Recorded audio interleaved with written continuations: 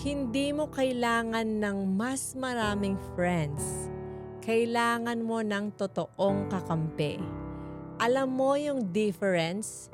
Yung friends, minsan sasabihin sa'yo, okay lang yan. Pahinga ka muna. Miss ka na namin. Pero yung mga allies mo, iba sila.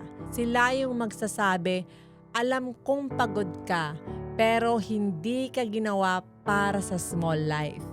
Keep going. Konti na lang, nandito lang kami. Kasi hindi lahat ng concern, support.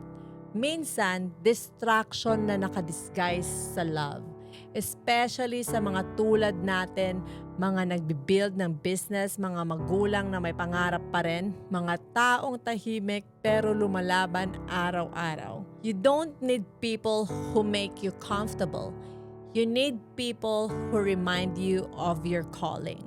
Yung kahit wala ka sa room, ipaglalaban pa rin yung pangalan mo.